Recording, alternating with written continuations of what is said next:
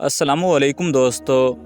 دسمبر 1970 کے انتخابات میں واضح 300 میں سے 160 نشستیں اکثریت حاصل کرنے کے باوجود شیخ مجیب کو اقتدار سے محروم رکھا گیا۔ متحدہ پاکستان میں سیاسی کشیدگی عروج پر جا پہنچے اور جنرل ضیاء خان نے مشرقی پاکستان میں فوجی آپریشن شروع کر دیا۔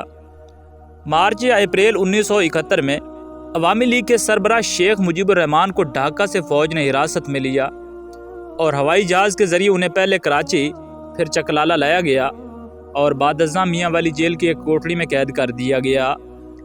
ان دنوں راجہ انار خان شاہی قلعہ لاہور کے تفتیشی سیل میں اسپیشل برانچ کے سب انسپیکٹر تھے۔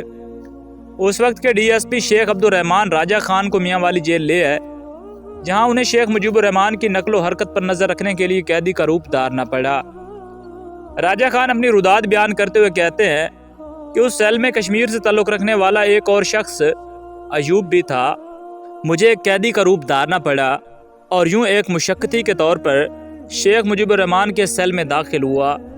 راجہ خان کہتے ہیں کہ چند ہفتوں تک تو شیخ مجیب الرحمان انہیں مشکوک سمجھتے رہے، لیکن وقت گزرنے کے ساتھ ساتھ وہ مانوس ہو گئے اور پوچھا کہ کیوں بھائی یہاں کس جرم میں پہنچے؟ تو جواب دیا کہ بابا ہم نے ایک لڑکی کو اغوا کیا تھا، 3 سال قید ہوئی ہے، اس لیے اب یہاں پہنچ گئے۔ سیل میں ایک برآمدہ تھا، چھوٹا سا صحن جہاں صرف ریت تھی، ایک کچن اور شیخ مجیب الرحمان کے سونے کے لیے ایک کمرہ تھا۔ ایوب اور راجہ خان مل کر شیخ صاحب کے لیے کھانا پکاتے۔ راجہ خان کے مطابق وہ انہیں بابا کے نام سے پکارتے تھے۔ راجہ خان کے بقول شیخ مجیب الرحمان عموماً چپ رہتے، جیل میں انہیں ملکی سیاسی حالات سے بالکل بے خبر رکھا جاتا، اخبار، ٹی وی، ریڈیو، حتیٰ کہ خط و کتابت تک کی بھی اجازت نہ تھی۔ شیخ مجیب مچھلی اور مٹن شوق سے کھاتے، پائپ پیتے تھے اور ایلن مور کا تمباکو استعمال کرتے تھے۔ وہ اپنی دھوتی اور بنیان خود دھوتے، اردو روانی کے ساتھ بولتے اور کچھ لفظ پنجابی کے بھی سیکھ چکے تھے۔ شیخ مجیب کبھی کبھی ماضی میں کھو جاتے اور کہا کرتے تھے کہ راجہ خان ہم نے اپنی جوانی اور کیریئر پاکستان کے لیے صرف کر دیا۔ ڈھاکہ سے چٹاگانگ اور مضافات تک کشتیوں میں سفر کرتے اور پاکستان کے قیام کا پیغام عام کرتے رہے۔ وہ موجودہ سیاسی منظرنامے کا ذکر کرتے ہوئے افسردہ ہو جاتے۔ چند ماہ بعد انہیں سائیوال جیل منتقل کیا گیا، جہاں سے انہیں فیصل آباد سینٹرل جیل لایا گیا۔ ان دنوں 71 کی جنگ شروع ہو چکی تھی۔ بھارتی فضائیہ کے چند گولے جیل کے قریب گرے، جس پر شیخ مجیب نے پوچھا کہ یہ کیا ہو رہا ہے؟ تو راجہ خان نے بتایا کہ قریبی فضائیہ کی رینج ہے، مشقیں کی جا رہی ہیں۔ راجہ خان بتاتے ہیں کہ خطرہ تھا کہ کہیں بھارتی فضائیہ جیل پر حملہ نہ کر دے، لہٰذا انہیں پھر سے میاں والی جیل منتقل کر دیا گیا۔ فیصل آباد قیام کے دوران جیل ہی میں ان کا ٹرائل شروع ہو گیا۔ وہ پر اعتماد طریقے سے ٹرائل میں پیش ہوتے، لیکن انہیں یقین تھا کہ ٹرائل کا فیصلہ ان کے خلاف آئے گا۔ راجہ انار خان سیکیورٹی آفیسر کے روپ میں شیخ مجیب الرحمان کے مشقتی تھے، جو آہستہ آہستہ ان کے قریب ہوتے جا رہے تھے۔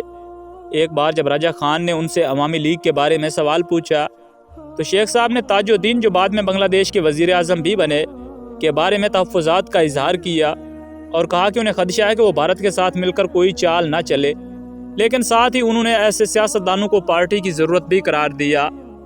میاں والی جیل میں چند روز قید کے بعد انہیں چشمہ براج کیمپ میں لایا گیا اور یہاں سے پھر انہیں سہالہ پولیس کالج کے آفیسر ہاسٹل میں منتقل کر دیا گیا، جو ان کی پاکستان میں آخری قیامگاہ ثابت ہوئی۔ راجہ انار خان کے بقول سہالہ میں ان کے کمرے کی کرسی میں ٹرانسمیٹرز نصب تھے اور آپریٹر کے ذریعے ان کی تمام نقل و حرکت اور گفتگو ریکارڈ کی جاتی تھی۔ شیخ صاحب کی رہائی کے لیے حالات سازگار ہو رہے تھے۔ سقوط ڈھاکہ کا واقعہ پیش آ چکا تھا کہ ایک روز بھٹو صاحب ان سے ملنے آئے۔ بھٹو صاحب کے ذریعے انہیں تمام تر واقعات کا علم ہوا۔ اس ملاقات کے دوران راجہ خان پردے کے پیچھے پستول تھامے اپنی ڈیوٹی سر انجام دے رہے تھے، کیونکہ اس ملاقات میں ناخوشگوار واقعے کا خدشہ تھا۔ شیخ مجیب سقوط ڈھاکہ سے یکسر لا علم تھے۔ بھٹو کو دیکھتے ہی بولے کہ تم یہاں کیسے پہنچے؟ تو بھٹو صاحب نے بتایا کہ وہ اب civil chief martial law administrator ہے اور پاکستان ٹوٹ چکا ہے۔ راجہ خان بتاتے ہیں کہ پاکستان ٹوٹنے کی خبر سن کر شیخ مجیب الرحمان صدمے کی حالت میں کرسی سے اٹھ کھڑے ہوئے اور بے اختیار چیخ اٹھے کہ نہیں، ایسا تو میں ہرگز نہیں چاہتا تھا۔ بھٹو صاحب ادھر ہم ادھر تم تو آپ کہا کرتے تھے، میں نے تو ایسا کبھی نہ چاہا تھا۔ بھٹو صاحب نے بتایا کہ جلد آپ کو یہاں سے روانہ کر دیا جائے گا۔ راجہ خان کے مطابق بھٹو صاحب سے ملاقات کے بعد شیخ مجیب الرحمان مغرب تک روتے رہے اور افسوس کا اظہار کرتے رہے۔ سر شام میں اندر داخل ہوا، انہیں درخواست کی کہ واش روم جائیں اور ہاتھ منہ دھو لیں۔ اسی اثنا میں ان کی کرسی کا ٹرانسمیٹر خراب ہو گیا اور میں نے جلدی سے کرسی تبدیل کی اور دوسری کرسی جس میں پہلے ہی سے ٹرانسمیٹر نصب تھا وہ کمرے میں رکھ دی اور کمرے سے باہر نکل گیا۔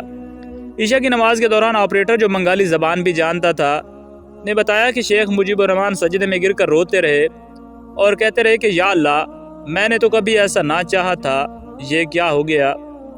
یہ سب بیان کرتے ہوئے راجہ خان کی آنکھیں بھیگ چکی تھیں اور ان کی زبان لرزتے ہوئے بند ہو چکے تھے اور راجہ خان ہچکیاں لیتے ہوئے روتے رہے۔